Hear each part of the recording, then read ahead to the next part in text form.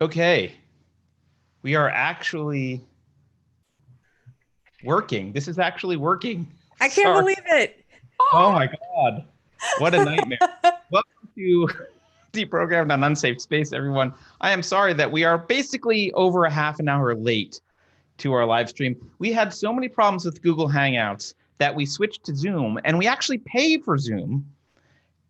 It's not cheap either. And now we have massive problems with Zoom, but we finally got this working. So, um, man, I'm someday. gonna send out the link real quick. Yes, we'll send out the link. That's our guest. First of all, let me just say, welcome to Deprogrammed. I'm Carter Laren. Please follow us subscribe on YouTube, but because that probably won't last, go to BitChute. We have a BitChute. You can go to unsafespace.com. We'll always be there. We own the domain, so we can do whatever the hell we want at unsafespace.com. And we have a subscribe star as well, as you can find us there. But I'm joined, as always, by our co-host, the bad Mamma Jamma, Keri Smith. Keri, do you want to introduce our guest and say hello to everyone while I tweet out a link? I would love to. Hi, guys. Thank you for being so patient. This probably rivals the time that we were 30 minutes late with Pat Dixon because of tech issues. So I really appreciate you guys sticking around.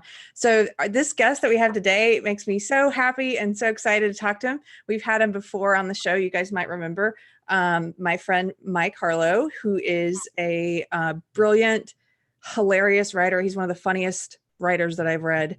And just, I like to call him, what are you? You're a lovable rabble rouser. And it's kind of hard to there's so many different things you are. It's hard for me just to name one. You're lovable rabble rouser and definitely nonconformist and fearless, because you've been through you're one of these people who kind of put yourself out there, put your ideas out there, and then is willing to accept whatever consequences there are given what times we live in. So I'm really happy to have you, Mikey. Oh no, are you muted? Uh-oh. I can't hear you. Okay, how about now? I can hear you now, yay! Sorry, I put headphones in because I thought it would be better, but apparently it's worse. Okay, this is good. I can hear you. And now this is good, yeah. Okay, You're good. I just tweeted out the link, by the way, to everyone. So, Mikey, if you want to retweet that to your followers, you can. Yeah, give me 1 second. I'll be back. All right. Keri. So, yeah, this tech stuff, and it's not even like I'm not a tech neophyte. Like I understand technology pretty well. It's just, don't you work in tech? I used to. I was a cryptographer for years, right? And so like it's not beyond me. It's just that these tools don't work, and there's always some problem that crops up that's random and unpredictable. So it's especially annoying with Zoom because we pay for Zoom. So I'm going to be complaining to them later. But yeah, I feel like once we have enough of a budget, like enough financial support to be able to get better equipment, we can get, maybe hopefully some of these problems will go away, but we're always going to be plagued with something, not this bad, but I know other live streams that do have great equipment still sometimes have these issues. And yeah, no, I mean, it is kind of inevitable. I mean, it's also not impossible to do to host our own live stream platform on unsafespace.com. It's just a lot of work. I mean, there's open source software that can do some of it and whatever. But that probably opens up a whole bunch of other tech issues. So we would need someone basically full-time being a tech person to do that. One day. Right now, we need to be able to afford mac and cheese. So instead of new Macs. yeah. First eat, then tech. Yeah. Anyway, Mikey, thank you. It looks like you're back from tweeting it out. Yes. Anyway, thank you guys so much for having me. Like the one that I did with you guys before is like my favorite thing I've ever been on. It was so great. So I'm so happy to be back on here, and I love you guys. You're amazing. We're super happy to have you back, and I think you might be our first return guest. Keri, have we had a return guest other than you, Keri? No, Mikey. Yeah, champion. Maybe Katrina. I might have done more than one show with Katrina. But yeah, the first return guest on Deprogrammed. Yes, and Yeah, you definitely the first Deprogrammed return guest. Absolutely. So do you want to, Keri, I know you know a lot about what's been going on with Mikey, but I'd love to just give our audience some background because things seem to just have gotten worse since the Gavin McInnes. Yeah, Mikey, tell me about how you're a white supremacist now. Also, you're homophobic, right? Are you a homophobic gay guy? That, his son is a gay Nazi. So if you ask Out Magazine. What'd you say? You're a Jewish Nazi? Is that what this is? I said it's a shock to my Jewish dad to know he raised a gay Nazi, apparently, according to Out Magazine. Well, you know, in the 80s, we used to say all Nazis were gay. So I think we're fine. As long as you don't call them lispy queers, that's like a very bad thing now, apparently. That is an awesome t-shirt, by the way. I have it right here. This is for Vox, my beautiful shirt that I made. Lispy queers for free speech. So not everyone is Carlos Maza. Yeah, Carlos Marx. Yeah, Jesus.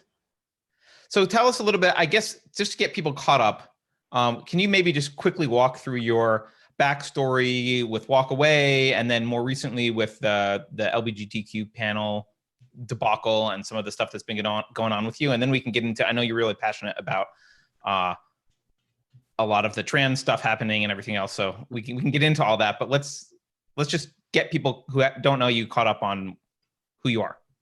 Yeah, totally. My name's Mike. I'm from New York. I'm a writer, artist, I don't even know what the hell I am anymore. But so yeah, about a year ago, I guess. Yeah, it's just hit a year. I helped my friend Brandon make a video, and it became the whole Walk Away thing. So it was literally just 3 of us in a studio, and it became this big thing.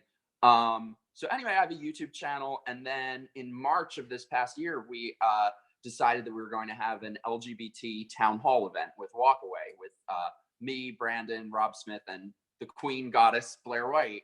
So this became like a huge controversy. It was all over the news, all over the media. They said that we are openly white supremacists, where we were called murderers by people on Twitter, or Nazis, homophobic, transphobic, everything you can imagine. It was in Out Magazine. It was everywhere. And like, for example, like with my videos on YouTube, a bunch of them, they took little snippets out of context to portray the exact opposite of the point I was making in the actual video, and came up with this whole open letter. So I don't know how much I'm allowed to say about this yet, but we are definitely suing them. So that'll be coming up in the next couple of weeks this month. Yeah, I think people need to fight back when that happens. But anyway, like, we just went on with our event. We did one in LA. We have the next one coming up at the end of the month. So they've just empowered us to keep going and screw these people. So, but not literally. Don't literally screw them. No. If you've seen them, you wouldn't want to do that. Yeah. As attractive as they are. So go ahead, Keri. Go ahead. No, you go ahead, Carter. I was just to clarify for some people who don't know the people you mentioned. So Brandon is the I guess kind of considered the founder of Walk Away, although it was you and Brandon and one other guy who made that video, right? No, it's all Brandon. I just helped out. Okay, fair. So Brandon, what's it called? What's the birthing mother called? The doula. The what? The doula or midwife? Midwife. I was the Walk Away midwife. Midwife. Okay. So there was you and Brandon and Blair White, and who else on the panel? For the first one in New York, it was Rob Smith, and then we've sort of been doing different ones. So I don't know who Rob Smith is, but for those of you who don't know Blair White actually is trans. And Rob Smith is black. Oh, I don't know who Rob Smith is. So yeah, okay. He's a gay black Walk Away. He used to be Democratic voter. He's former military, and to call these 4 people Nazis is one of the craziest overreaches I've seen. And I've seen them call lots of people that who are not. Like, they've really stretched the definition of that word. But in particular, these 4 people, it's just amazing. Like, it's almost like stretched is the right word. It's broken. Yeah, I think that's a really important point with this, because I think the 4 of us are pretty center right. Like there's nothing extreme. Like I'm not even a conservative. I'm like kind of down the middle. So the thing is, if we're called far right. So if we are too far right for them, then who is one person who is not a radical leftist that they would allow to speak? Nobody. I'm always asking, who is one person? Give me one name of someone who isn't a leftist or leans conservative who they wouldn't call a Nazi. There's nobody. Right. Well, That's Nazi a great point. Not socialist. Yeah. That's a great point. It's not like they ever hold up anyone who's not an SJW as an example of someone they don't agree with that's not a Nazi. They don't. They view the world as completely like, it's either you're with us in our ideology or you're Nazi. Yeah. Period. So this will obviously, actually, this helps actual Nazis because normal people now don't think the word Nazi means anything. So it's great cover for actual Nazis, because when you start calling people like Mike Harlow a Nazi and Blair White or whatever, when you start calling them Nazis, it becomes so average people realize that that term doesn't mean anything. And when there are a few Nazis in the world, and it provides great cover for them because no one will pay attention when someone says that's a Nazi. They'll be like, yeah, you called everyone Nazis. Yeah, absolutely. And I think that like, so the video of our New York event comes out in about a week. I think it's coming out on the 23rd or something like that. But and so it shows like all the protesters, and it's like almost a bit of a documentary, but I think it'll be really interesting for people to see, because we ended up having protesters. The cops ended up having to basically like shut the street down. And so we had protesters, and all they're screaming about is like racism and all of these things. They were lily fucking white, every single person amongst them. And then you look at the crowd, people who are waiting online to get into our event, and you see every race, every color, every sexuality, everything, like so much diversity amongst them. Actually, our side of the street looked like the people who you would assume to be liberals and leftists. And then you look across the street to the protesters, and it's like one person, it's a cult. Yeah, that's a really good point, because most of Antifa is like pale white people. Yeah. And it was funny too, because the people across the street who were protesting, they have all their chants. So they started chanting like Black Lives Matter and Trans Lives Matter. And the people who were coming into our event, who actually are Black and transgender and stuff, were like, yeah, and started chanting it back. And they didn't know what to do. They were like, yeah, Black Lives Matter. And they were so put off by that, they didn't know how to react. So just out of curiosity, I know that it's unfounded, but I want to know, like, what's their general argument against you? Why are you guys Nazis and homophobic and transphobic and blah, blah, blah? Because we're not radical leftists and we're not Democrats. That's really it. Like, they have nothing. I mean, they can pick out little tweets here and there from years ago, like, but there really is nothing. And the thing is also, Brandon, Blair, myself, each one of us individually went up to them and asked them to come inside. We said, hey, it's a town hall. Come speak your mind. We want to hear from you. Wouldn't do it. Every time they just no. So I don't know what their argument is, other than we just don't agree with them on things, and we apparently have to.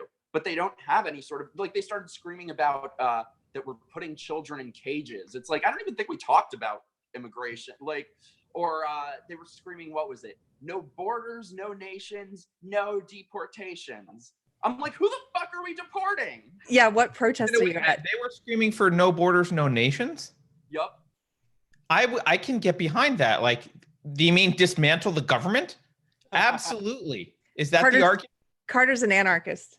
No, but I don't get it, because they don't mean no nations. They want an extremely powerful central authority. That's everything that they stand for, is central authority.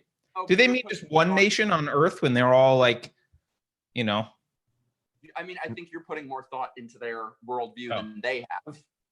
Yes, that's probably almost certainly true, actually. That's exactly what you're doing, because they just take these slogans. It's really funny to me that they're chanting that at you. It's something that has nothing to do with immigration. It's like, no. Because they just recycle these things. It's the same people that you see at all the resist marches that go to all of like the women's marches that go to, it's the same people. It doesn't matter what the event is. They have the same slogans every time.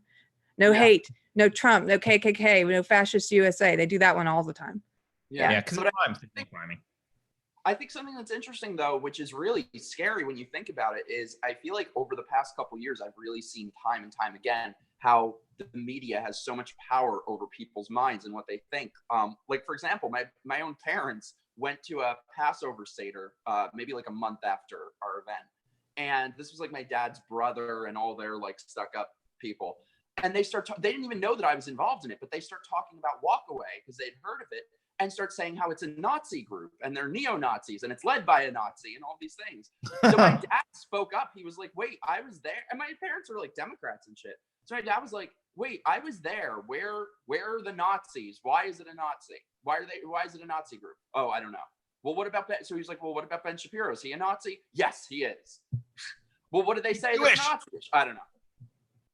It's just that they've heard that said so many times that it becomes the truth. They don't need to know the details. This is super dangerous. Can you back up and just what are these town hall meetings you're having, and what's the purpose behind them if people want to go to them or like pay attention to what you're doing? Like what message are you trying to get out, or what are you trying to talk about? So the one we're doing, Brandon with Walkaway has basically done different town halls. So the one that I'm involved in, it's the LGBT town hall, but he's done other ones. And actually, I think this is an interesting point too. So the night before our LGBT town hall, he did one in Harlem with the Black community, like a Black town hall. It was like, I think 10 different African-American speakers who were ex-Democrats and ex-leftists. And what's very interesting, so I went with him to Harlem when we were filming street interviews, and every person that we spoke to basically agreed with us. Like they, with the subject of like Trump comes up, they don't like him or they don't call themselves conservative or anything. But when it comes to issues, they agree with us on everything. And it's very funny because that Black town hall, there was nothing in the media. There was no news about it. Yet the LGBT one became this huge thing. So I knew this before, but even I didn't realize the extent of how tightly controlled the LGBT community is. I mean, more than like, I just always assumed that all minority groups are the same in that respect, but there is nothing on this earth like the alphabet soup cult. That's a good point. That you could see a difference there, because I'm kind of shocked by some of the things that I see you share where you just get like, can you talk a little bit about the random hatred you get from people like on dating apps or people who just like, yeah. Oh wait, sorry though, but just sorry, I went off tangent, but to answer Carter's question, okay. It's a town hall. So the first thing that we said when we were planning this is we want as many people who disagree with us to show up as possible, because even amongst the speakers, we all believe different things. Like I'm not a Republican, I'm not a conservative, I'm an independent. So we all stand for different things, and it's just about injecting some diversity of viewpoint in minority communities, especially in the LGBT community, because I don't think it's needed anywhere more than it is there. Sorry, what was your question? Oh yeah, I even friggin' get people on like Grindr, which I'm mortified to have. I'm deleting it. I know, but I even get somebody saying like, "I know who you are. I'm not going to speak to a fascist." On a dating site. Yeah. Why do you think that is? Why do you think that the so you're saying that out of all these different quote marginalized groups, one of the ones that's controlled the most is the LGBTQ group? Why is that? Thank you. I'll kill you. Q A B C D. No. We talked about this at the event, but and it's funny because now this whole thing with Steven Crowder and Vox, what set him off is that Crowder called him queer, and it's like, you cannot call yourself the LGBTQ community and say you identify as queer and then get pissed when other people call you that, when you call yourself that. Like I don't get that word, how it's become this like proper term. It's crazy. Like if you look up the dictionary definition, it literally means abnormal, mentally deranged. It's crazy to me that they call themselves that. It's never really been well defined in that community either. Queer was always used as like the catch-all for different, right? In that community. I mean, like years ago, it was like, oh, the regular gays, right? There was like, oh, the dykes and the lipstick lesbians, and okay, we kind of could categorize those, and you could categorize the gay men. It's like, okay, those are the they're the bears and they're the twinks or whatever, right?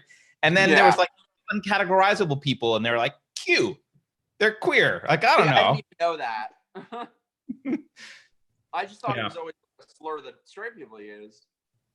No, I mean, well, I mean, to my understanding, that's like, I understand if you want to like reclaim a slur, like how black people will throw around the N-word, but the thing is, we don't replace like proper terminology with those words. We don't call it like the N-word community. Right. Like right. I understand if people want to use it colloquially, but it's crazy to me that that's become some sort of proper term, and now they clutch their pearls and are shocked when other people use that term. Right, because they're using it.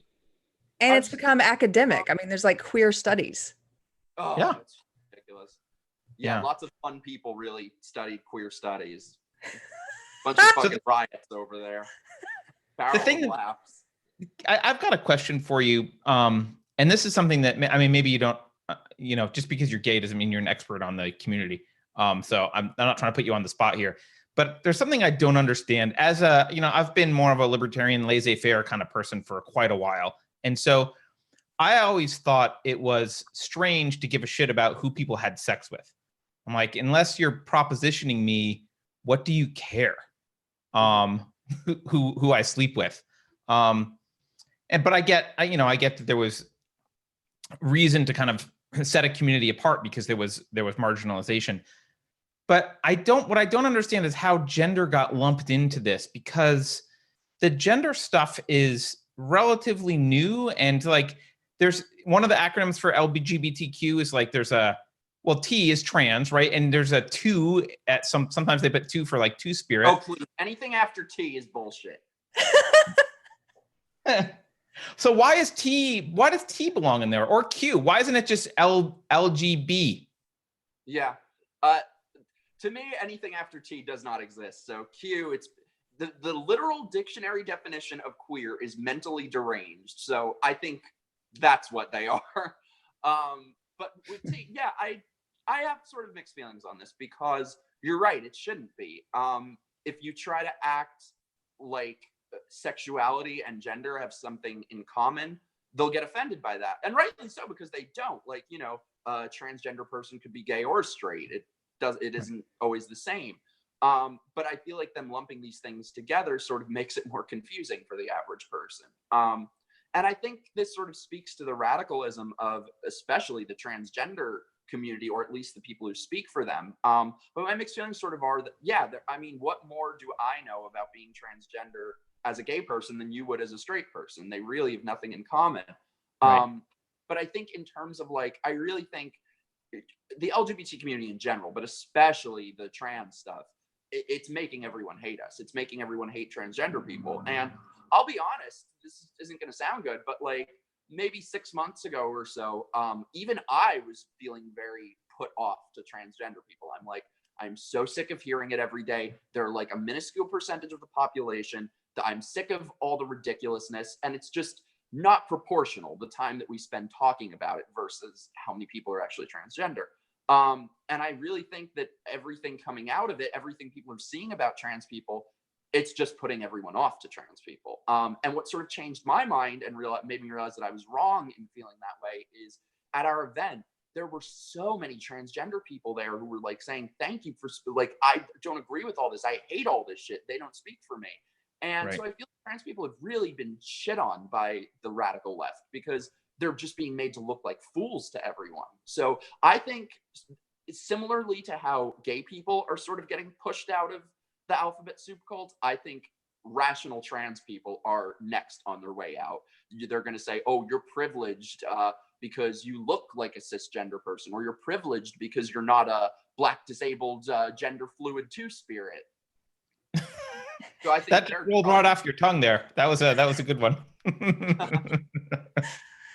That's interesting. I think it's we've made this distinction before on Deprogrammed, which is that a lot of times it's the activists, it's the SJW activists who I have an issue with because they claim to speak on behalf of these groups when they don't. And you're right. It's like it's like we've talked about fat studies before.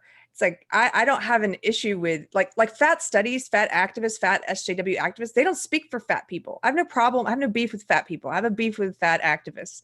You know, I don't have a beef with trans people. I have a beef with these SJW trans activists. And a lot of times they're not even a member of the group they claim to be speaking on behalf of. Ever.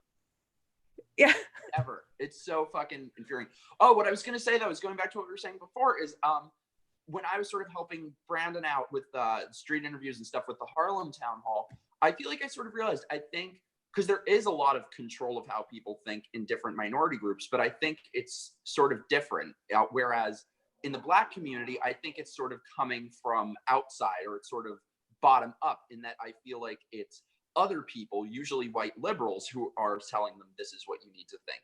Whereas in the LGBT community, it is a top-down problem where it's all of these very rich, very affluent alphabet soup groups who set the agenda, and everyone else below them needs to follow that. Do you think, just from the outside, it seems to me that, you know, if you limit it to just like, you know, lesbian, gay, bisexual, maybe trans, to the old school thing that you're talking about, it sounds like a group that's for a certain group of people. Like, we're trying to help these people that are defined this way. But once you start adding on all this stuff and it becomes very ambiguous, to me, the only clear definition of that community right now, at least from that, you know, looking at the activists, the only clear definition is we hate cisgendered people who are heteronormative. Like, that's it. It's like, it's only defined by what they're not. It's not cishet.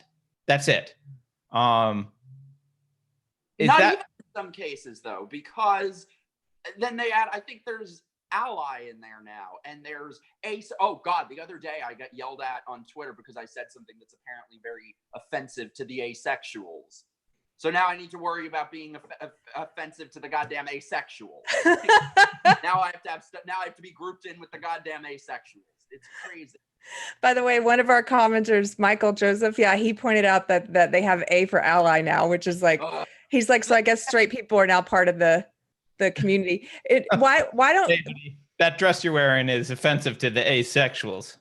This is the thing where, no, but you break intersectionality down to such a degree. Jordan Peterson has made this point before, where the logical conclusion, the end result of intersectionality is that you just come back to the individual. So if like they keep adding like LGBTQA, like let's add straight people in there now. It's like eventually you're going to say, we don't need any of these. Let's just say human. Like why? Because you're adding something to make sure every single individual difference is represented. Well, that's just individuals. Yeah, but it's not ever going to go that far, Keri. That's not they're never going to let it go that far, because they're not fundamentally individualists. They're fundamentally collectivists who are basically, in my view, just trying to destroy Western civilization. And this is one method of it. I don't know, Mikey, I guess I shouldn't have jumped in. What are your thoughts on that? On what? Sorry, on what? Keri's point that if you just take it to the logical conclusion, it's just individualism.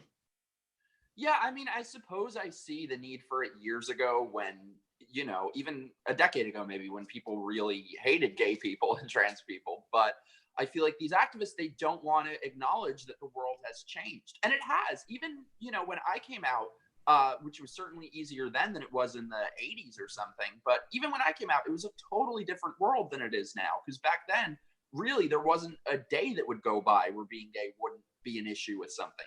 And that just isn't the case now. Like, I know, of course, that there are still people who have it harder than many of us do. And there are people who deal with things, and, you know, discrimination, homophobia will never totally go away. But it's a different planet now compared to how it was. And these people don't want to acknowledge that, because this is a very lucrative business for them. If you consider all the lobbying, all the special interest groups, whenever they don't want us to all get along and have equality and be accepted, because they would be out of a job. Right. Do you think that the kind of regular run-of-the-mill gay and lesbian folks are just going to start integrating into society, which is and leaving these groups, like they'll stop thinking of themselves as a member of the LGBT community and start thinking of themselves as just a member of the community generally, and the LGBT community is kind of weird to them? I mean, I'm not sure, because I think the problems go so far beyond that it's kind of difficult. It starts much sooner than that, because the culture that has been fostered by the LGBT gay community, whatever you want to call it, is so programmed in people and is so toxic that by that point, they're so deeply immersed in it that I don't know how that happens aside from a small minority of people. I think it's the culture itself that needs to change. So can you elaborate on that a little bit? Are you saying that most like regular gay people are bought into this kind of social justice, critical gender theory concepts that are being pushed? I mean, I don't know if it's that as much, but I think that that's very linked together with what the gay culture is today, unfortunately, where people just base their lives around drinking and drugs and partying and hook up and don't have relationships. And that really is the mentality that's pushed in the gay community. All of this dysfunctional shit. And the thing is, the dysfunctions of gay people are the same dysfunctions as straight people. But what the key difference is that when you're gay, you're told that those are positive things. I think you go ahead. I was just saying, I think you can't say embrace us, accept us, we're just like you, we're equal, and then do everything humanly possible to cut yourself off from mainstream society. I think you mentioned this on the last show that we had you on here, but it used to be, the gay community used to be kind of saying like, hey, we're just like you. We get married and we have normal lives and we are in the PTA and we go to work and we mow the lawn. We just, we are married to a same-sex partner, and that's the only difference. And you need to just accept us. And it sounds like now they're like, screw that. We're not anything like you. Yeah. And that doesn't mean, look, like I said, if you look at the word queer in terms of meaning strange and unusual, then I would be queer for many reasons based on just who I am, but not for being gay. Like, to me, that's just a boring, normal fact. So I feel like, yes, be queer as an individual, as your personality, not based on who you fuck. Like, you don't, like, what I'm saying is you don't have to conform to all these things. Like, obviously, I'm not the type of person who's just going to mow the lawn and, like, go to the PTA. But I feel like, though, those sort of things, how you are a nonconformist should be an individual thing, not how they tell you to be. You're a free thinker. Here's what you need to think, and it's free. Have fun. Yeah. Mikey, I have another question for you about catching people up on what's been going on with you. One of the things I saw you share that made me the most angry on your behalf was this job rejection for this writing gig that you got. What can you just tell people briefly about what they said about you in the letter to you? Oh God, I'm trying to remember. I've gotten so many. I'm trying to remember what the hell that was. They said you're a great writer, but because of one of your tweets, it was a tweet of you'd done about a senator. It was like a funny tweet. Oh God, yeah. You know what's funny too? I should say, so when they tried to deplatform our event, it was this whole open letter, and they compiled an entire hate speech dossier of everything we've ever said or done. So there was one night that it was like 2 a.m. or something, and I wrote some impulsive tweet about that Senator Kristen Sinema. That she reminds me of I'm not saying she looks like a hooker, just she reminds me of a hooker. And what's funny is that out of everything I've ever said that they came up with, that was the only one that I actually had some second thoughts about and was like, well, I wouldn't have said that again if given the chance. But yeah, you don't think of anything of it when you're tweeting, but it's just so ridiculous that we are expected now in every facet of life to speak like we are at dinner with our girlfriend's parents. Nobody, like, this is how people actually speak. And it's just, I would love to hear these social justice warriors who are so pure. I would love to hear what they actually say in private, because I think people like myself, and I know people like you, Keri, like, I think knowing you and people like us, I think that we really are the exact same in private as we are in public, Mm-hmm. But I think with them, they're so dishonest that, for example, a while ago, I had this roommate, this girl and her boyfriend were terrible, but they hated everything I had to say, and they were so liberal. So one day they were pontificating about immigration and Trump, and it's racist, and oh, this is not who we are. This is so wrong. It's racist, white supremacy. I swear to God, not 5 minutes later, she's same person is talking about our landlord and goes, that greasy fucking Mexican, they should send him back wherever the hell he came from, that greasy piece of shit. Oh, really? So I think that those people in private are usually the worst ones of all. This plays into something we've talked about before, which there's something psychological going on with people who if they harbor racist beliefs, then but they maybe feel guilty about those beliefs, and they're more likely to believe that everyone harbors those beliefs because they do. Or if they harbor like that, the example you just gave of her yelling this racist stuff about Mexican, like if she harbors that belief, then she believes everyone does. And then the correct way to speak in public is to be against it. But in private, she's like, feels like it's okay to express with you because everyone holds it, right? It's like, no, everyone doesn't hold those beliefs. Yeah. Like, and I think people like myself and knowing you, like, I don't think there's anything that anyone could ever catch us saying in private that we wouldn't say in public, because we don't hold those beliefs. Yeah. What do you think the biggest, if you had to point out one or two things that were the most dangerous that were being pushed by the LGBTQ 2AP plus ABC community, what are the things that are bothering you the most right now about what they're doing that you think are destructive? Did you say one or two things? Sorry. The top. How much time do you have? What are the top few things? I wouldn't know where to start. Everything. I mean, the conformity and the control that they have over people is outrageous. Politically, they have gotten so extreme that it's ridiculous. The culture that they push on people is so toxic and so self-destructive, and data shows this. It is making people miserable. If you look up the statistics and rates of anything negative amongst gay men, addiction, depression, sexually transmitted diseases, they are all skyrocketing. Meanwhile, we are living in the easiest, freest, most accepting time in human history to be gay.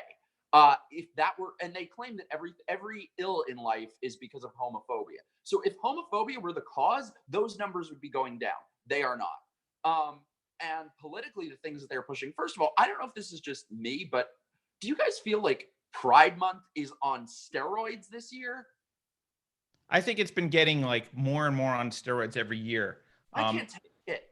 Yeah. Well, it used to be, honestly, I know there's always been Pride Month, but I live in the Bay Area. It used to be like the Pride Parade and the days around the Pride Parade, and people would kind of go crazy. No, they need a month.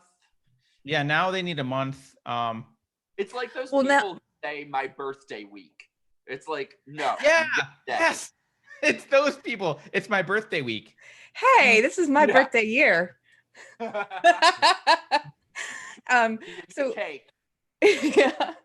By the way, a few years ago, I was on a Four Loko float during Gay Pride. I had a friend who had business with them. I had never had Four Loko, but I got to tell you, like 4 hours in the sun, drinking Four Loko at a Gay Pride parade, not a recipe for health or happiness. I had Four Loko once and I passed out on my staircase. I woke up sprawled out on a staircase. Yeah, I don't know what was going on that day. When I was in SJW, okay, so when I was in SJW, I would go to a lot of prides every year. I worked with a lot of comedians who performed at prides, and so I would go to several throughout the country, not just one. And I was such a purist SJW, like that I would get upset at the commercialization. I'm like, this is Pride. It's not about like a bunch of half naked guys dancing on an Altoids float, Altoids, buy Altoids. It just really bothered me. But now I feel like you're talking about it being on steroids. Now it's like it's almost like the SJW world embraces the corporate sponsorship, and the corporations have become hugely pandering. Like they pander like crazy during this month. It's ridiculous. I can't I mean, everywhere. It's ridiculous. I don't know. And that's why I always try to say leftists and not liberals, because it's crazy to me. First of all, I think the biggest con that has taken place this century has been the ability of corporations to get liberals to think that these multinational conglomerates care about leftist policies. Yeah. The last Wait, I don't think that I don't think they believe they care. I think that the leftists know that this is a culture war, and they need to reward corporations that spread their propaganda to fight the culture war. Because I think as soon as they win the culture war, those corporations, they'll be killed. But I do think that they're in alignment, like whether they've put that much thought into it or not, they're in alignment with them. You know what I mean? So yeah, just look at all the things they push. It's like corporations don't care, because I think one of the most important things that I thought always made me a liberal in the past, and that I still feel, is I think we need to control corporate power just as much as we need to control government power. And I always thought that having that sort of skepticism of corporations was an integral part of being a liberal. Yet today they march in lockstep with these corporations, whether it's Google, YouTube, Facebook, any of them. Yeah, they do. And it's just as a more libertarian guy who doesn't really want to control corporations, we got to also understand that these corporations actually, they're not completely separate from the government anymore either. No. It's not super easy to tease them apart, right? They've got anytime they're a large industry, it's regulated. There's a very tight relationship. There's a revolving door between the regulators and the corporations. They help set policy. They push legislation through lobbying. They have a lot of legal framework around them that ties them very tightly to government and government officials and what's going on. So it's oligarchical in many ways. Yeah. Right. When you look at these companies, it's not a free company disconnected from the government doing stuff. There's a bit of an oligarchy going on. Yeah. And I think that there's been because one of the things that is important to me is, like, obviously I'm never going to vote for Democrats anytime in the near future, because even, for example, I really like Tulsi Gabbard, but even if she were the Democratic nominee, I don't know if I could vote for her to give her party power, because they are so horrifying to me today. So unfortunately, we have a two-party system, and it doesn't seem like there's a huge groundswell of support from people for a third party, which I thought there would be. So in the absence of that, I want Republicans to be better. And I think a huge failing of Republicans is a thing that I think need to start hammering, is make capitalism great again. Because we have so much corporatism and cronyism and all of these things that we don't really have true capitalism anymore. It's just all of these corporate monopolies. Yeah, we've really moved quite far away from any sort of free market that we've had in many ways. And the Republican Party, I was kind of hoping the Republicans would pick up the gauntlet, but Republicans are notoriously inept. They just suck. Like, there's a few good ones, but they just suck. And, they never trump themselves. Not that I'm a huge Trump fan, but like, they never trump themselves into oblivion. And they just support the same big, I think Michael Malice says that conservatism is progressivism driving the speed limit, which is like, yeah, that's all it is. Conservatism is progressivism driving the speed limit. So I do think, though, if they will grow some balls and wake up, I do think that there is a major opportunity for Republicans to be better and to be this sort of coalition of different people like us. I think. I don't know. I mean, they would need to do some things very differently. Like, I say I'm like an aspiring Republican. Like, I really do want them to be better. Because I think that their underlying principles, if they went back to them, are good. But they pulled them out over the last 50 years. They have a better chance, I think, of running people right now who at least speak to me. I mean, I voted, Mikey, I voted for my first Republican this past November in the midterms. Yeah. And I because he was the most liberal candidate running. And the Democrats are just, they've been taken over by this SJW ideology for them. And so, yeah, you're right. I wanted to come back to your point about Tulsi Gabbard really quickly. I like her a lot too. I don't know what I would do. Yeah, if she was the nominee, I don't know if I would. I think I would want to vote for her, even knowing that she's going to bring the whole party with her. But I'm kind of glad I don't have to make that choice, because they're never going to let her be the nominee. They're never going to let her be the nominee. They've called her a Russian agent. They smear her just as much as anyone. So I'm really hoping she'll maybe like become an independent or something, because I really like her. Yeah, they but call her homophobic. That makes my head explode. How they called her homophobic? Yup. Because in something like 2003 or something like that, she was against gay marriage. Yeah, so was Obama. No fucking person in the world. So was John not Kerry. me, but many people. Yeah. They did that same thing during the Kavanaugh hearings. That I remember Cory Booker was questioning Kavanaugh, and he asked him if he supported gay marriage in 2004. Nobody supported gay marriage in 2004. Who gives a shit? Let's talk about this decade. Yeah. No, and so I have a strong warning about people like Tulsi Gabbard. Because I know there are people like you and Keri both like Tulsi Gabbard, and I don't know her very well. She sounds better. But based on my understanding of social justice ideology, if someone is not loudly and vehemently opposing it, they will fall to it, even if through passivity. So it's because she's not fighting it actively, she will passively end up supporting it, even just not even because she wants to. So you need to. That's why I don't know if I could ultimately vote for her and to give her party that power. Because if this is how Democrats act when they are out of power, I will do everything humanly possible to make sure that they don't get power anytime for the foreseeable future. Right. And I think, honestly, that's why a lot of people voted for Trump. A lot of people don't like a lot about what Trump stands for. He's not really conservative on many issues, and he's, got a lot of skeletons in the closet, but he was the only candidate who brazenly and openly fought this ideology and fought the culture war. And I think that was what earned him votes. And I think if there's a chance for the Republican Party to reform, it's when it's in, at the end of Trump's second term, when there's no Trump anymore, and they have to decide what direction are we going now? Because they're kind of stuck with Trump right now. But they've got another, 4 or 5 years before they can figure out, what's their new identity. And if they go back to the National Review identity, they're going to lose. I know. Yeah, I think there's this huge opportunity in front of them, but they would have to change a lot of things. Like, for example, I think if you really want to see just how horrible Republicans have been and the failure of Republicans, look to the Black community, because Republicans have absolutely failed Black America, whereas Democrats have come in with these policies that I believe are hugely toxic, but they've been given no alternative. Because the best thing you could say about Republicans with the Black community is they've ignored them for decades. Like if you go to any inner city, go to Harlem, go wherever, Democrats are camped out on every corner.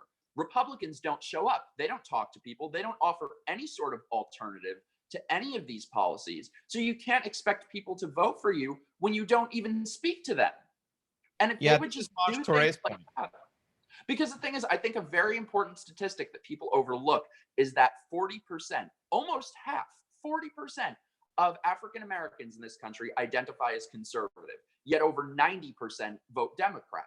90% of people can't be wrong. That is the fault of Republicans and Republicans alone. Yeah, no, I think you're spot on there. And this is something that Maj Touré brings up, is because he's a Black gun advocate in Philadelphia. And he brings this up all the time, and he's criticized CPAC for this, which is like, look, you guys, I think he has said basically, I think a lot of what you guys stand for is better for the Black community, but you don't even fight. You're not even explaining it to them. You're not even there explaining that, the Democrats are building an urban plantation. You're just absent. You're absent. And I think you're right. Do you think that's changing though, with things like Blexit and like the Black Walk Away? And that's the thing. I think it's changing, but not But it's because of people like us. It's not changing because of anything coming from the party. Like, we're doing all their work for them, basically. I mean, not us in particular, but I think culturally it's changing, and it's changing because of cultural figures. But they need to, like, I do think, as crazy as this sounds, because it's not in line with his rhetoric, but I do think in some ways Trump has been a step forward in terms of criminal justice reform and the First Step Act. But you know, it's like going from 0 to 1. Like, it needs to be a lot more, I think.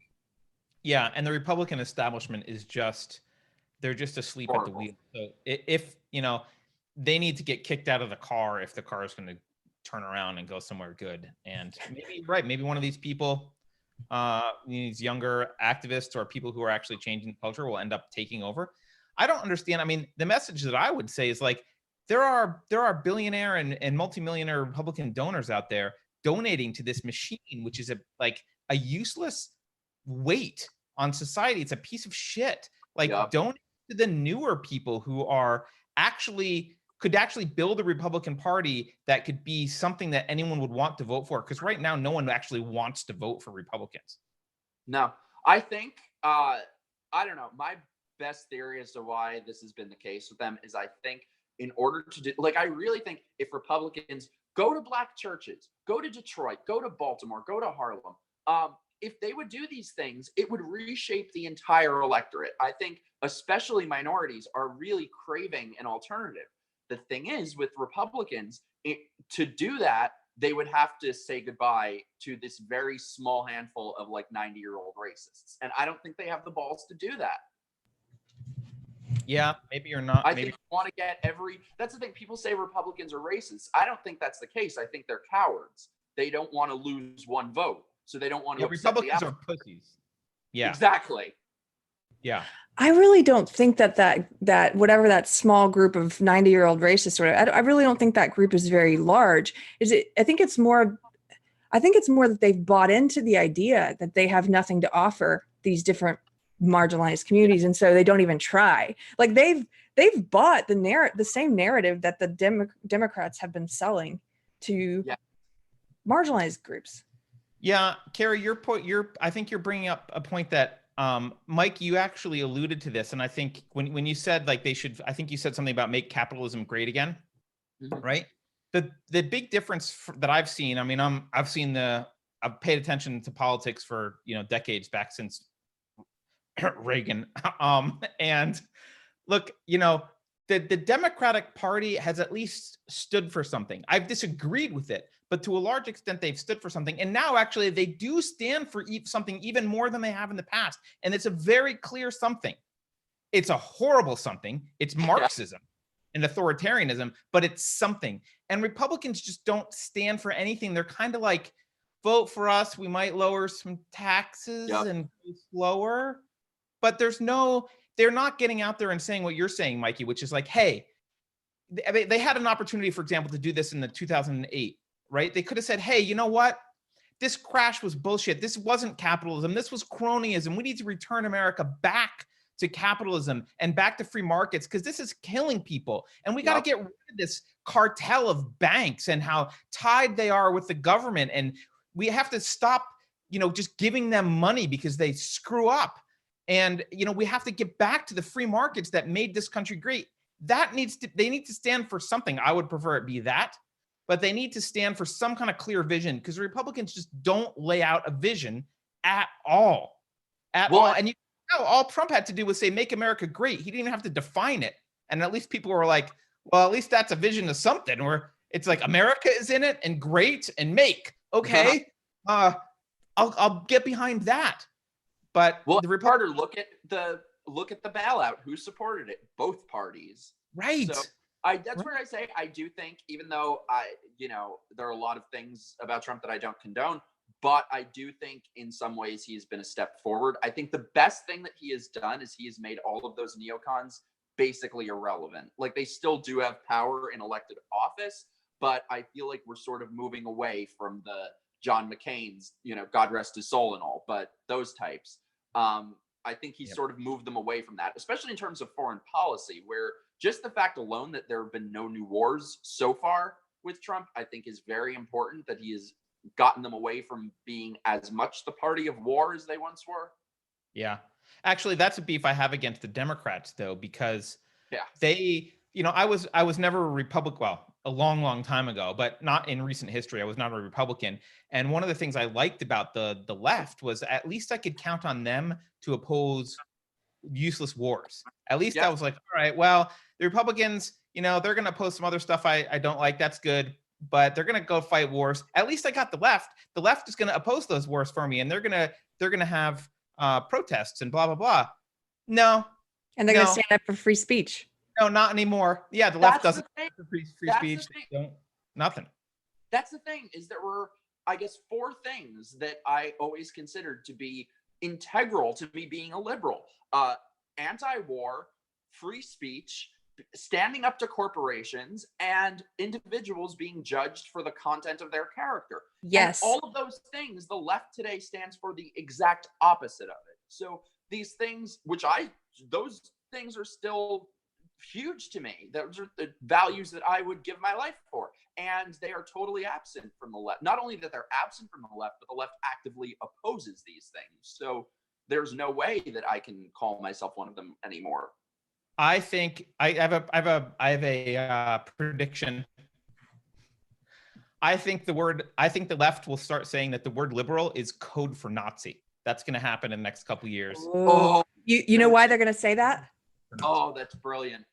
You're right. They're probably I think you could be right, because see, absolutely. I still use that term liberal because I don't, as you guys know, I'm still a liberal.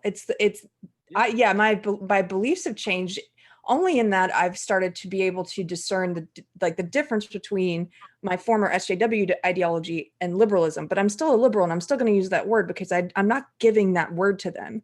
And I think you're right, Carter. I think that there are enough liberals now so many liberals have been scared. They've been scared of the SJW left, but a lot of them are starting to speak up now and say like, no, I'm a liberal. I'm a classical liberal. And you're not taking that word. And so you're right. They have to turn it into, I think we lost Mikey for a second. But they have to turn it into something negative if people won't relinquish it. Are you back? Yeah, sorry. Can you see me? My phone fell. I can see you. Okay. Sorry. Yeah, no, and because they've already, so I don't know if you know, Keri, because I've heard you use the term classical liberal before.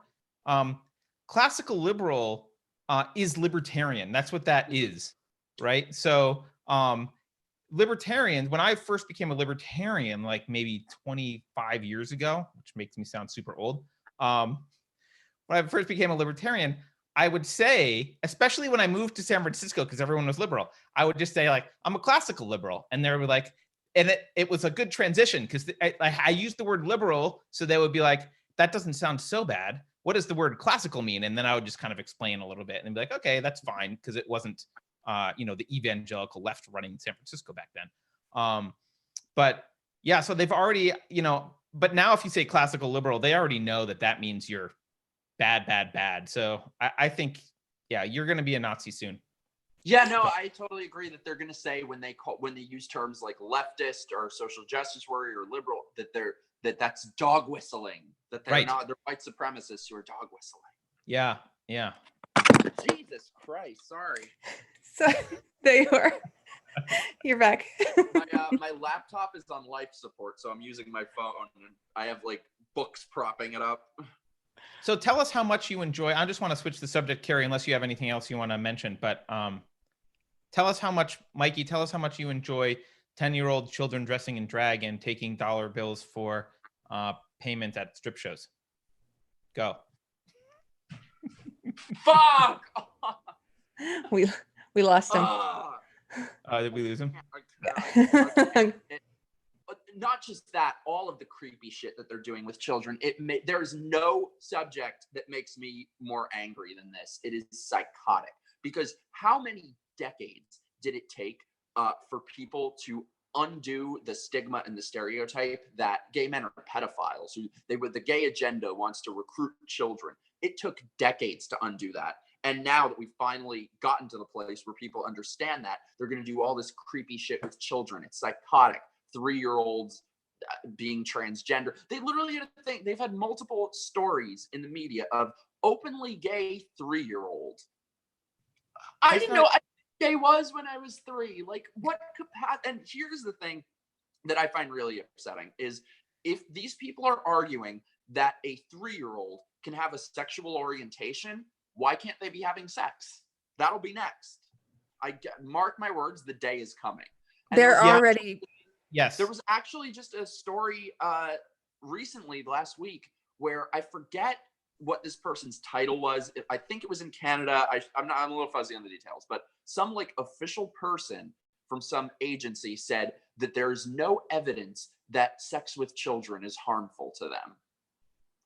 Yeah. So the day is very much coming where they are going to say that children should be having sexual relationships. And when that day comes, any opposition to that, I assure you, will be hate speech, and you'll be a bigot, and you'll be homophobic, and this makes my head explode. They're already using the SJW ideology to try and bolster this. So on Twitter, there's a ton of people now, pedophiles, who go by MAP. They call themselves minor attracted people. And yeah, to make it more PC, more SJW. They just arrested this guy, another SJW. This is a blue checkmark journalist, Dr. Pizza. And yeah, he's a blue checkmark. He's verified by Twitter. He's held in high esteem. He's got the right politics, right?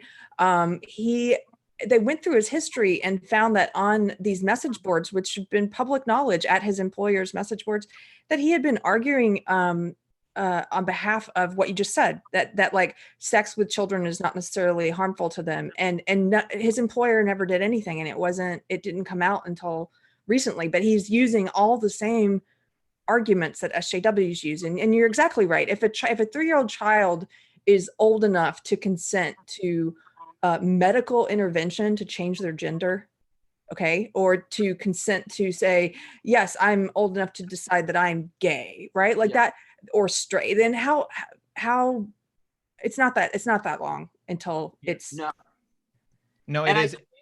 That's sort of become there. I should say, like, that's become a little bit of a talking point with people who are very right wing, that they're like, oh, the LGBT community is pushing pedophilia. I don't think that's the case at the moment, at least. Like, I don't think all of this stuff with children, I don't think it's because they're pedophiles. I think it's like their ideology that we just need to be so open-minded that our brains fall out. However, when that day inevitably comes, probably in the next couple years at least, I don't see them standing up to it. I think that they'll just be so steeped in that ideology that we just have to accept everything, that you'd be a bigot. It would be hate speech if you don't. Yes. Right? It's social pressure. Opposition to it. And the LGBT community should be the people standing up to this the most, because we're the ones who will inevitably be judged for it. Of course, just painting them all with the same brush. Yeah. What's that? Of course, because you're getting painted with the same brush. It's like whatever they're doing is tainting that entire community, because they're doing it in the name of the LGBTQ community. That's the thing. I saw there was this, I forget where it was published, but there was some article recently saying that Milo is actually straight, and he's a plant to destroy the LGBT community. And I was like, he doesn't need to destroy the LGBT community. They're doing a fine job on their own. The other thing about this whole thing is, I don't know if you guys remember the Pizzagate thing with Cernovich. I mean, it wasn't his theory, but no. He talked about it as a theory. Of course, he's blamed for, Pizzagate, but whatever. There was this. So I went through and looked at those emails, and they did seem kind of weird, and these weird mentions of pizza, and now because I'm a little bit reticent to subscribe to conspiracy theories, I didn't jump on that and be like, aha, they're a pedophile ring. This is code for pedophilia. But I see why some people did, right? And there's some weird Pizzagate meals. This journalist who's at Dr. Pizza, that was his freaking Twitter handle. He attacked Cernovich and mocked all of the Pizzagate stuff. He went after Cernovich hard and Cernovich's family. He mocked all the Pizzagate stuff as being ridiculous. And what does it turn out? He is a fucking pedophile. And it makes normal, for me, I'm like, well, gee, maybe there was something to that Pizzagate. Yeah. Okay. I don't that a little bit more. I don't know all that much about it, but I did see those emails, and there is something strange about it. I don't think it's what it was reported, but it is something strange. Like something weird is going on. I don't think it's what I think it was, like but it's I think something. like most things, it's a combination of both. It's like Yes. there's something there, but because they have the mainstream won't look at it, then you have people who the conspiracy theorists who make it into some crazy thing, and then the element, which is what the mainstream wants, because they don't want, the mainstream journalists don't want to look at it or give it any legitimacy, or so then it becomes that it's all crazy. But there are little things of truth in there. I went down a Pizzagate rabbit hole, and I watched there's a community of people who use these words. Absolutely. Were they running a child sex ring out of the pizza joint in New York? No, I don't think so. but these words are being used in that way by pedophiles. And well, I think it's the same thing with most conspiracy theories. Like, just, for example, 9/11 stuff. Do I think that 9/11 was an inside job? No, of course not. Absolutely not. However, do I think that we know everything that our government knew about it? No way. So I think most of these conspiracies, like you said, that's a good point. It's usually a mix. And another thing that I think is pretty important is that the media and all these places, now their big thing is we need to ban conspiracy theories. But the question that they should really be asking is why so many Americans are so susceptible to believing conspiracy theories. Why do we need to feel such a distrust for our government and for our media to believe them? Because we were raised with stupid, pointless wars that we were lied into, and we were brought up with the media and the government pushing conspiracy theories like Iraq has weapons of mass destruction, but they don't want to ban that one. Or right. Russian collusion. Yes, right. Absolutely. Right. So, it's government and a media that was more honest, we wouldn't have conspiracy theorists. Yeah. So that's the thing, right?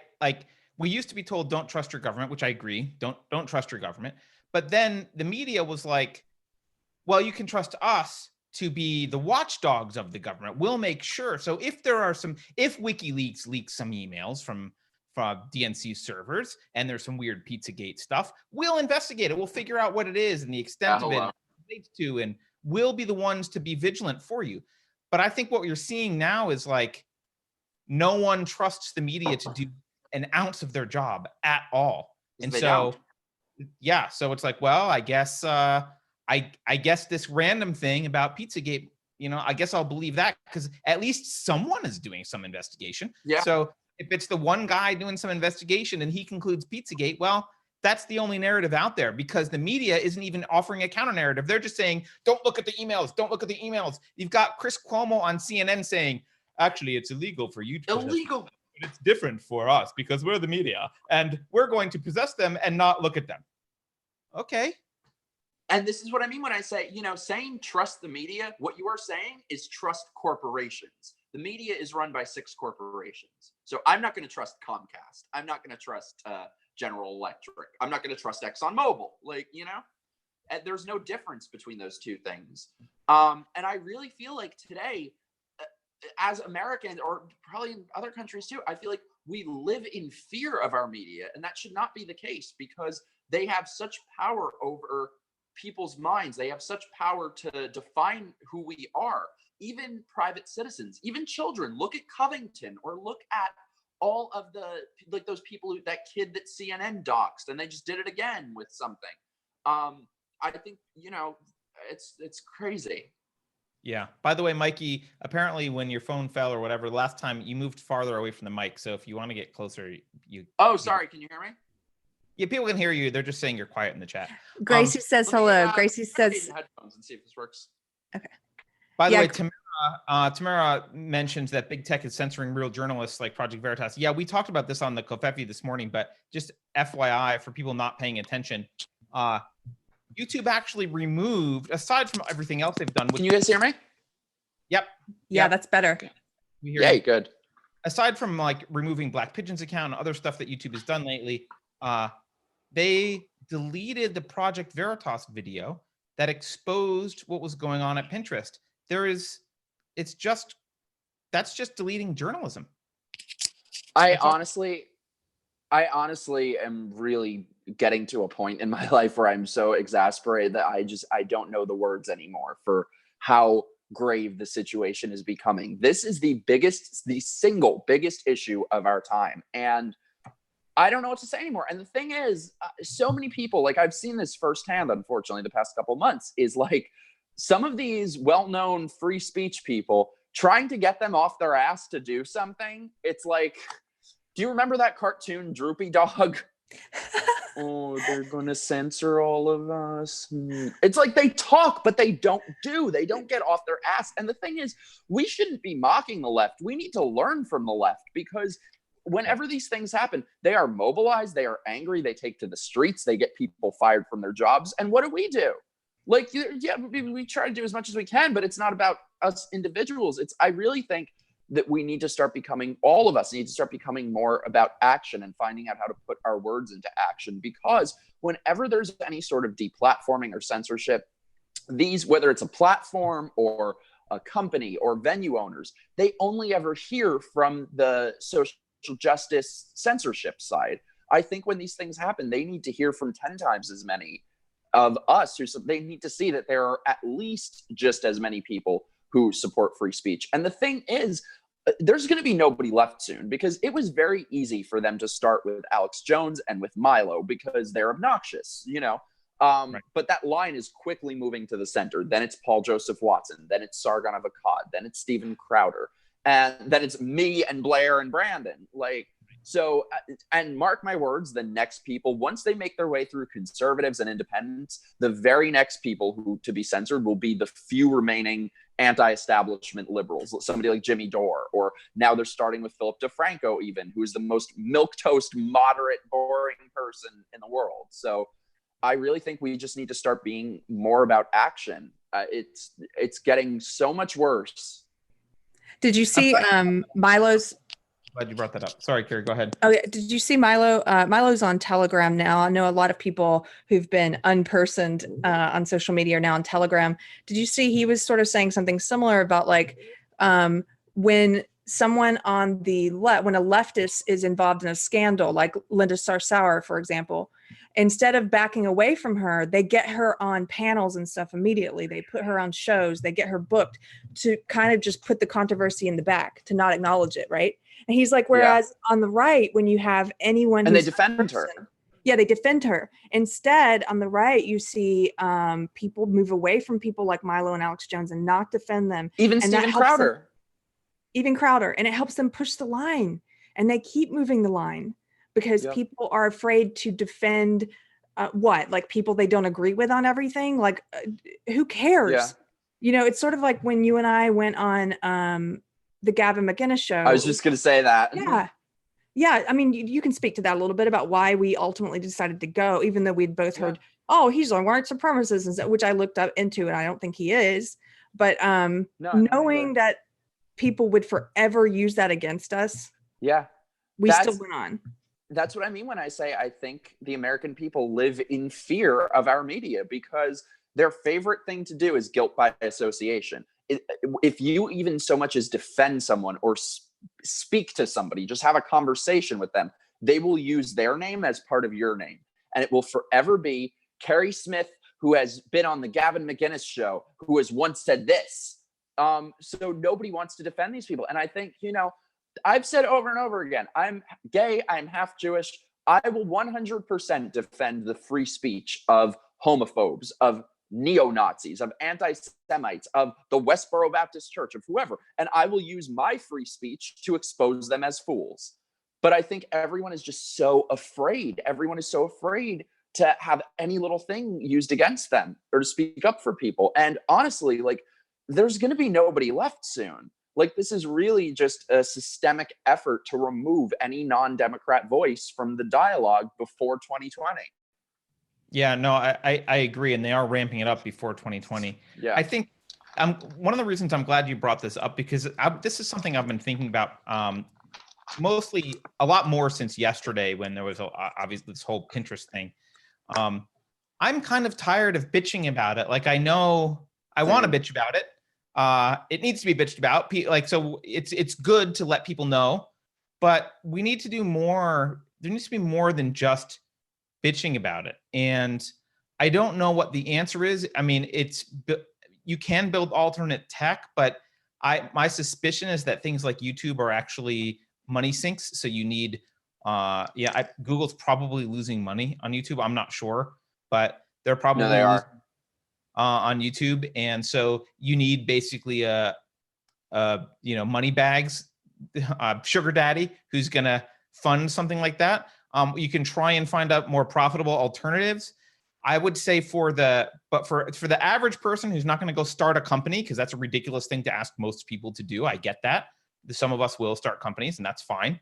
I think you need to vote with your dollars. You need to stop complaining about this stuff. Like you can cancel if you have one of those upgraded YouTube accounts where you pay them. Stop. If you never ever click on a YouTube ad. Never.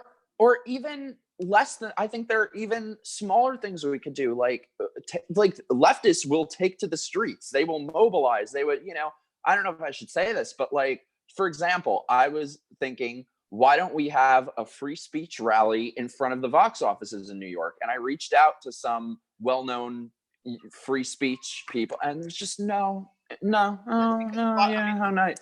They don't want to do anything. And I don't think a lot of people realize just how grave the situation is becoming. No, I agree, but I want to defend the free speech people a little bit. The left, a lot of those people are professional activists. They get paid to be doing this. And the right doesn't have a huge number. Well, that's the point. So people like the Koch brothers, who get vilified already in the media for giving billions to Republican Party, should instead be giving billions to free speech at smaller, on the ground free speech advocacy groups and things like that. So, I just think we need to, in as many ways as is humanly possible, need to make our presence known and to make it make it a news story, make it a visual that there is active pushback to this. There are actively people who support free speech and oppose censorship. Here, I'll give you an analogy that, with our walk away, the LGBT town hall, when it got deplatformed in New York, what ended up happening was we were supposed to have it at the LGBT Center. And of course they canceled after all this pressure. So we had to find somewhere else. However, so they posted this defamatory open letter about us. So after that, the response, their excuse, the reason we were given why they canceled it is they said, well, the New York LGBT community has spoken and they decided that they don't want this event. Now, here's the thing. That letter was signed by 200 people, which if you look up the LGBT population of New York, that's 5/100ths of 1%. It's 0.0003%.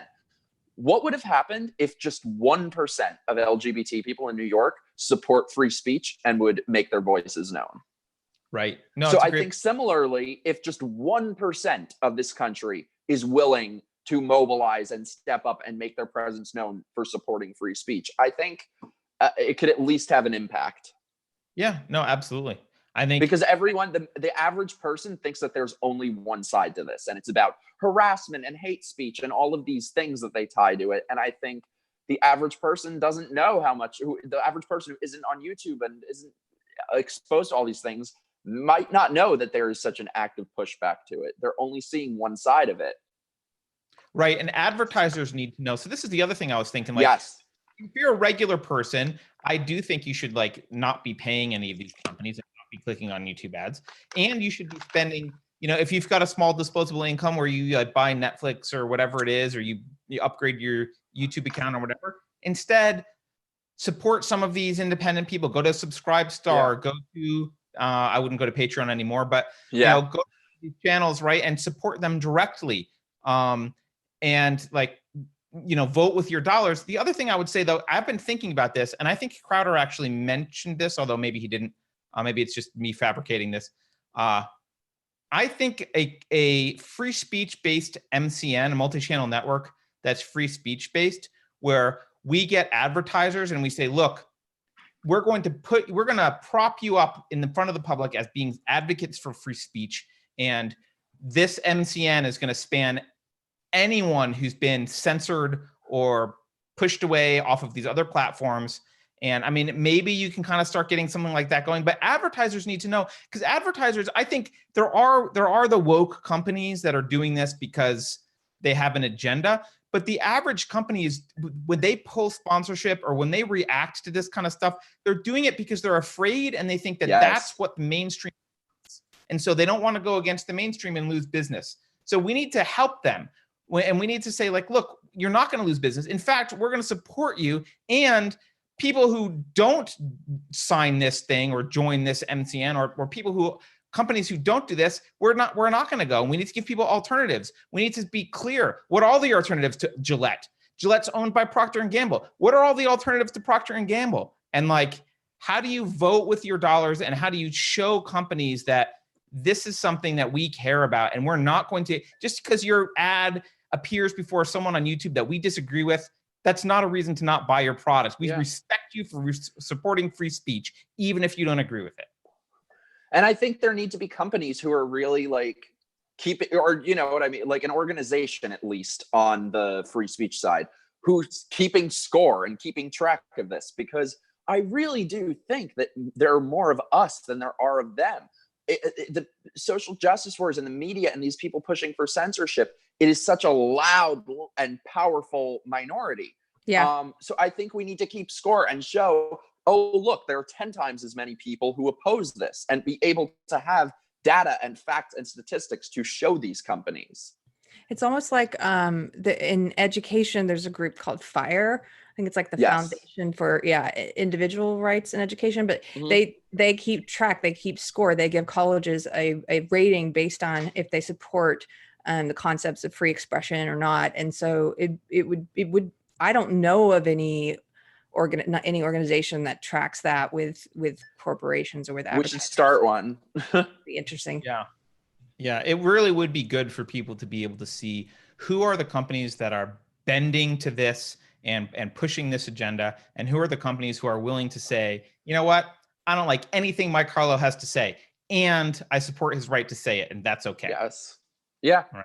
And I think also even keeping score of, like, you know, if there's a venue owner who's pressured to cancel an event, oh, you have 200 people sending you angry tweets. Well, here are 2,000 people who support their speech. You know, I think they need to see hard facts that there are more of us. Yeah. And maybe they need to be, I would argue that they also need, so because as a business owner, what you're afraid of, you actually don't like controversy. So if you said, here's people who hate what you're doing here, and here's 200 people who want you to do it, the calculation that you'll do in your head is, which group will hurt me more? Like, if I do it anyway, will these people that said they supported it, will they come and support me and like help me? Because I might get boycotted by the other people. Or is the reverse true, right?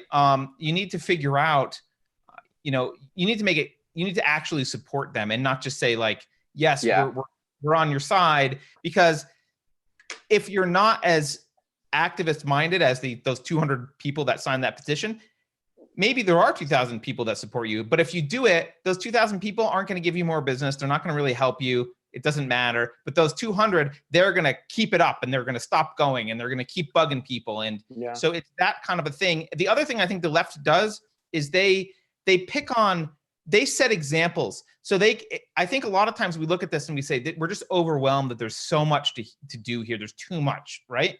But the left will pick a specific example. They made an example out of you guys to scare other venues, right? You've got to pick an example and make an example out of a venue or out of a company to scare other people into, or maybe not scare, but possibly. No, absolutely scare.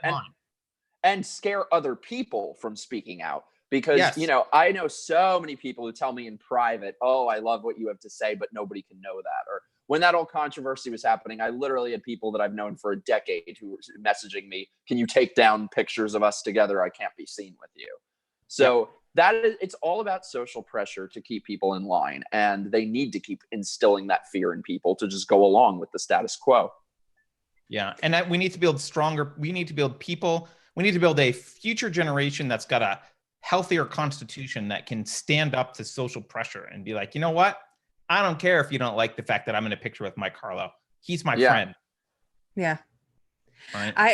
I saw, speaking of like picking one to make an example of, a recent one was one that Mikey, you brought to my attention, which is the Creek in the Cave comedy venue in New York.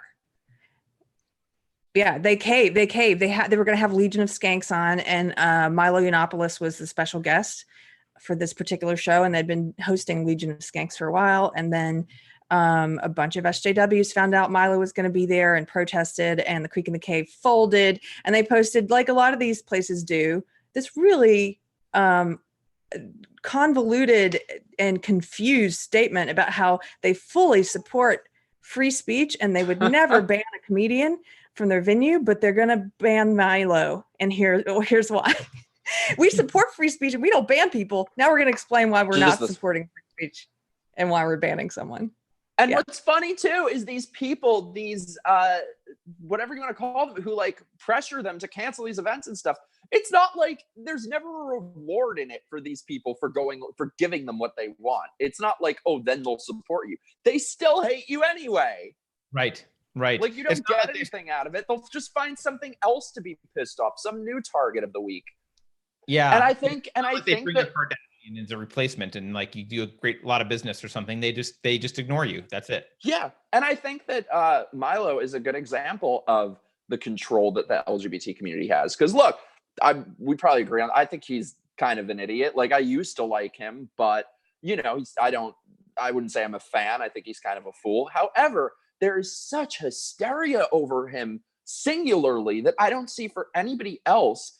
And nobody will ever convince me that there would be that level of hysteria if he were straight. I think that is as much as he has said things that I don't condone, I think that is his real crime, that he's gay and saying these things, because the alphabet soup cult just wants such tight control of people. Yeah. And he also goes against the narrative, right? I mean, I don't just like Milo as much as you do. I don't know him super well, but I wouldn't say I dislike him. I just over the top, but you know, whatever. I don't agree with everything. That's fine. But he can be funny. He can be witty, and he says things that are intentionally provocative. And I think it's like Keri has said. They hate on the people who are supposed to be in some group that's supposed to have a particular belief in the social justice hierarchy. When you're a traitor, that's when you get the most hate. And he's a mega traitor for the gay community, right? I mean, he's the original sinner of the gay community, basically. But that's the thing is, I think even if he didn't say things that he says, they would find something. They would find some reason. Like Blair, for example, Blair White. It's only ever LGBT media who goes after her. Same with me. It's always LGBT media who comes after me. Like that's where you really see how much like the left claims that they are here to support Black people and gay people and transgender people. If anybody actually believes that, try being one and disagree with them once and see what happens. Right. Oh, right. It is very vitriolic. Yeah, they can't. Or a woman, or or a woman. Yeah, they can't stand it. It's like they have to explain it in some way. We all know this. It's like, oh, you're internally misogynistic. Oh, you're internally racist, or you hate yourself, and you're to be able to call the four of you guys the LGBT walkaway people Nazis is just that. I almost in a way feel like they have to get to a point where we talked about, they've already stretched the words, they've broken these words, but they have to keep doing it to a point where the word means literally nothing anymore. And then people won't be as afraid to be called that, because it's like, yeah, you call everyone that. And the thing is, they know that they are lying. The example that I always point to is on my YouTube channel. I made this one video where there was this kid, it was this news story where this kid went on this like white pride rant. And I made a video against that. I actually got a lot of pushback from some conservatives for it. Like if you watch this video, it would sound like it was made by a friggin' liberal.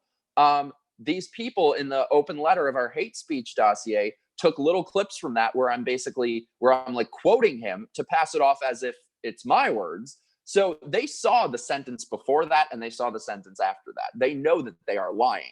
So the only thing that mattered to them is that the flyer said we are not Democrats, and that's enough. And they will find their reasoning afterwards. Bad faith.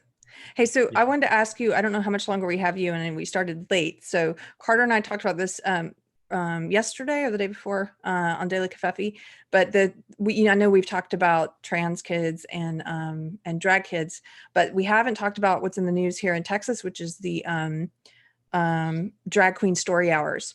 So they were canceled at a couple different libraries, and then a church, like an SJW church group, came in and rented out private rooms, conference rooms at the libraries, so they can still hold drag queen story hour. And I mean, I have an opinion on it. Carter and I have a pretty similar opinion. I think it's a nuanced opinion, and I'm just wondering what you think about these, because I know what I think.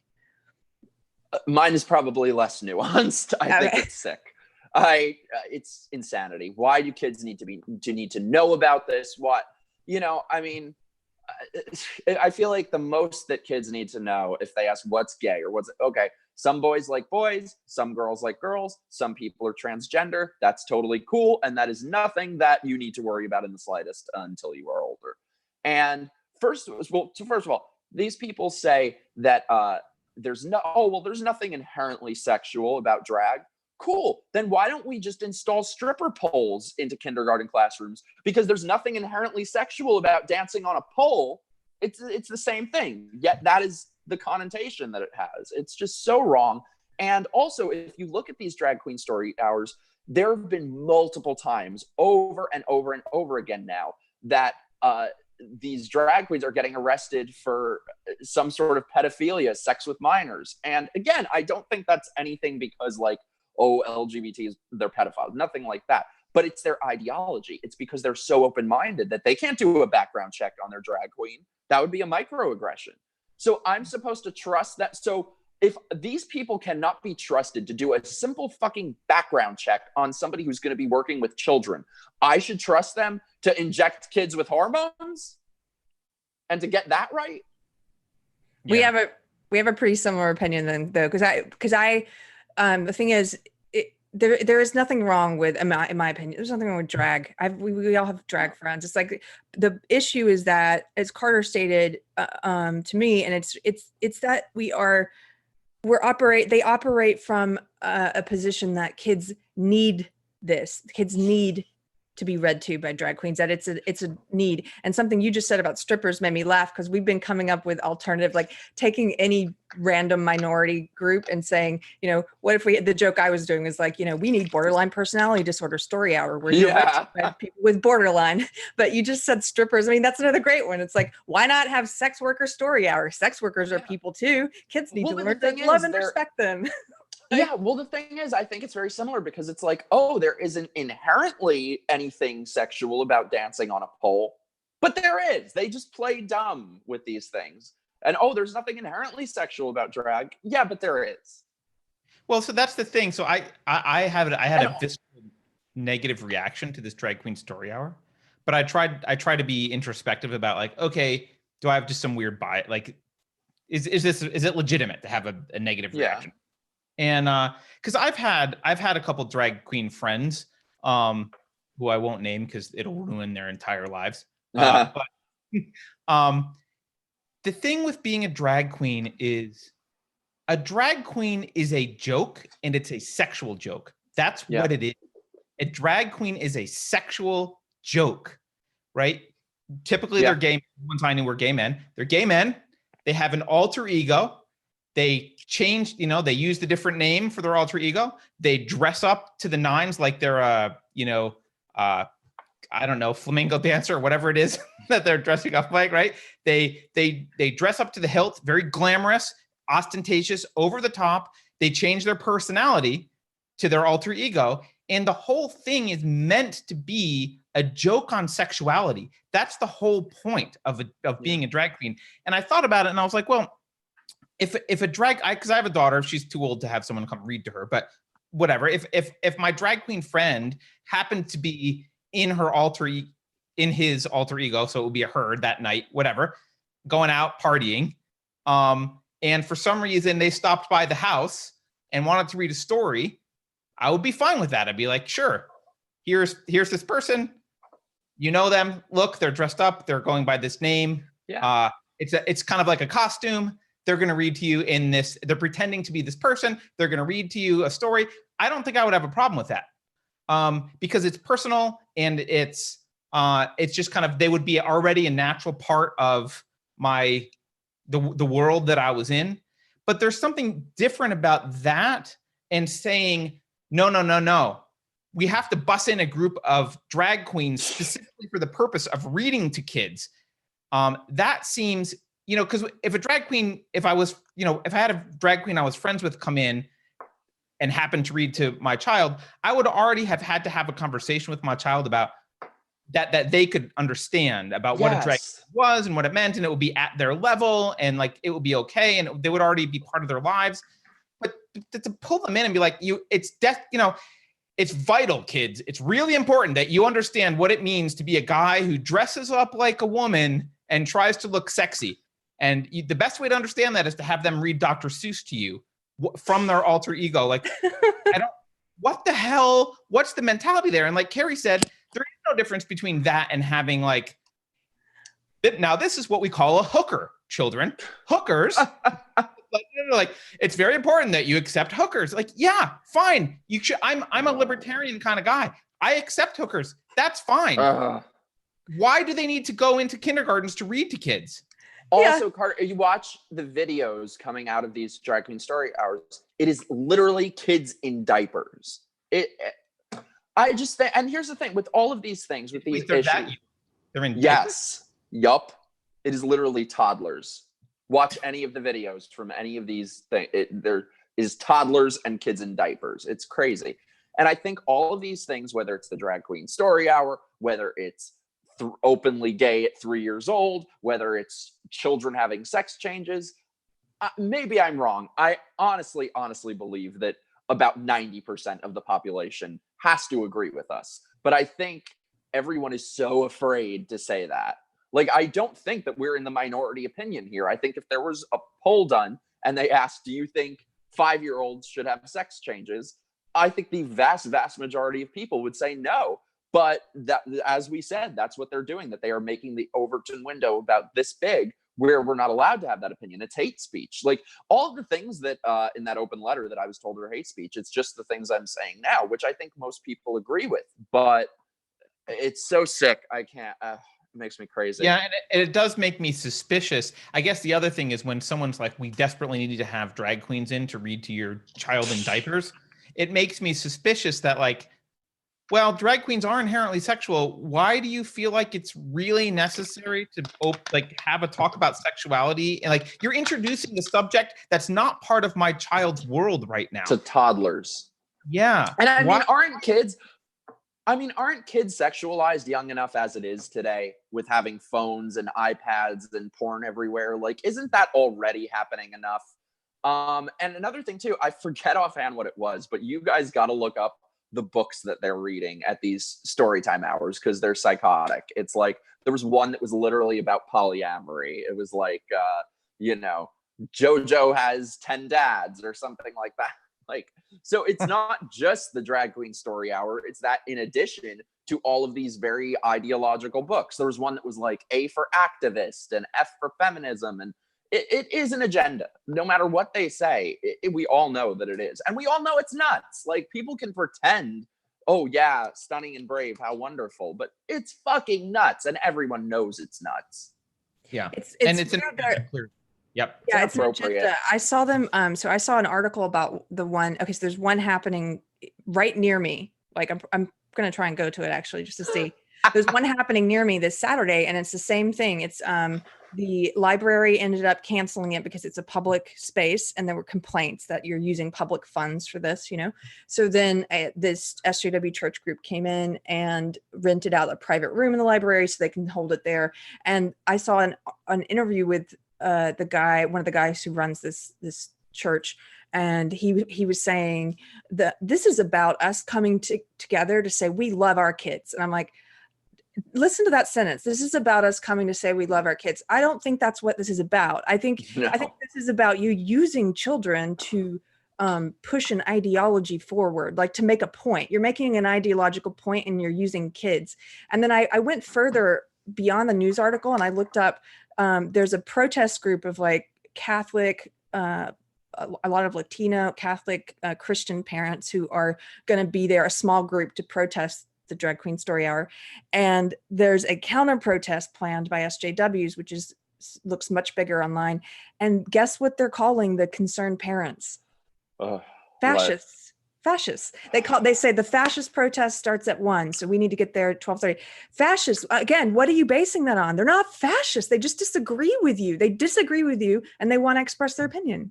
But guess who they don't call fascists and don't say a word about? I don't know if you guys have heard about this, but there's a whole story of this group of Muslims who are protesting some sort of gay stuff being taught to their kids. And there have been massive Muslim protests about that.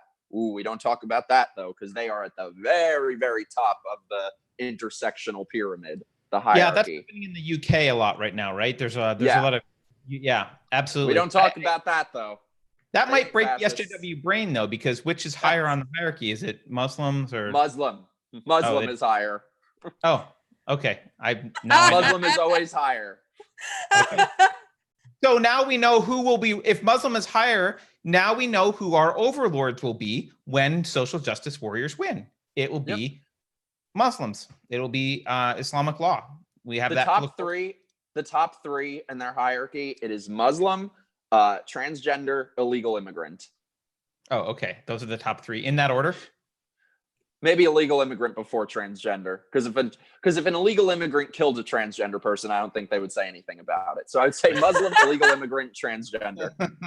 I like this game. It's like we brought up this case before of the one where the transgender woman is suing the Muslim woman and this is a real case, for not waxing her genitals. Oh yeah! Oh my God! It's against the Muslim woman's religion, and I love that case because it directly a lot of SJWs' heads explode. They don't know which side to take. Maybe they don't know the hierarchy as you're explaining it, but they won't say anything. They don't side with the trans woman publicly, but they also side with the Muslim. They're just kind of quiet. Muslim is always number 1 with a bullet. Pardon the expression. or the religion of pieces. That's a separate thing. I don't know, man. It's crazy. I will say this is, I'm not a huge fan of Vox Day, but I did read he's got a book called SJW's Lie, and he's got some rules. SJWs always lie, and he's got some rules in there. And one of the rules is SJWs always project. And yes, he hasn't been wrong so far that I can tell. It's I don't know who that is. Vox Day. Yeah, I don't know who that is. He's wrong about some stuff. He's a kind of conservative. He's like close to the white nationalist end of the spectrum. Oh, geez. He goes by. I think he goes by. Sure, actually, I don't want to paint him with a brush that I don't know, because I don't know. But he's painted with that brush. All I know is I read his book called "Social Justice Warriors Always Lie." Book, and I'll check that out. Well, I just need to jump in real quick and say he goes by Teddy Spaghetti now. He goes by what? Teddy Spaghetti. I'm kidding. That's his name? Maybe you can read it Drag Queen story time. Teddy. Yeah. Yeah. Anyway, Teddy Spaghetti wrote a book. But one of the rules is SJWs always project, and I've never seen evidence to the contrary for that. It seems like it's always projection. So when they're yelling fascist, it's like, oh, so you're the fascist. You want to control what everyone. Okay, I got it. Like that's all it is. I don't know. Thought I'd throw that out there. Yeah, no, and that even goes back to what you were saying before about how they're so politically correct in public, but then in private, they're the biggest fucking racists and bigots of all. Yeah. Yeah, absolutely. Which is why this is really just their internal battle externalized. They're fighting themselves, but that's difficult. They don't want to go to therapy. So they externalize it, and they're fighting you because they think that you are the darkest, most parts of their soul. Yeah, and it's funny because like everybody that I know through this sort of stuff, whether it's Keri or Brandon or with Walkaway, anything like that, spending time with these people, I've never once heard them say anything of that sort in private. Yet these other people who are so politically correct, you're in private with them for 5 minutes and they're saying a million things that they would be outraged about if we said them. Yeah. Yeah. They're just very dishonest. Well, I think that's a pretty good summary. Keri, take I don't want to keep Mikey forever. I know we started late, but it's also quite late at this point. Yeah, we're gonna let you go, but I just want to say somebody in our chat just said, "This kid is great, smart and rational." Yes, thank you. But wait, where can they follow this kid? Can you tell people? We'll put links. Tell people where to go to get more of you. Yeah, I have a YouTube channel. It's a little bit of a mess right now. I'm gonna like relaunch it or something because I've been a little off track with it. So, but I've some big video. My one video I've been really excited to make is I basically made the whole channel just so I could eventually make this video. Is my big thing called "The Truth About Gay Culture," and I'm gonna have like the other title in the thumbnail be "Dark Side of the Rainbow." So my YouTube channel is just my name, Mike Harlow. Mike like Tyson, Harlow like Gene. Twitter is Mikey the Harlow. Instagram, Sleepy Harlow. Facebook, I'm better at the Facebook than other stuff, so just look me up, my name. I want to say the thing that I like most about your YouTube channel in the About section, you made a reference to Clueless, which is, I'm not gay, but it is one of the best movies ever. Yes! I will totally have a Clueless watching party with you. Oh my God, yes! You guys both got to come to New York. Yeah, it's awesome. All right, Keri, anything else? I forget where do you live, Carter? Oh, I'm out in the People's Republic of California. I'm in the Bay Area. Oh, cool. We just did an event in LA. We're hopefully gonna do one in like San Francisco, so you should come. Yeah, let me know the next time you're out here. Yeah, totally. Yeah. And Keri, you got to come to New York too. Oh, I'm working on plans. Yes, you can come stay with me. Cool. Cool. All right. Well, thanks, Mikey. Really appreciate your time. Thank you so much for having me. You guys are the best. I love you guys. This is my favorite show. It was a lot of fun, as it always is.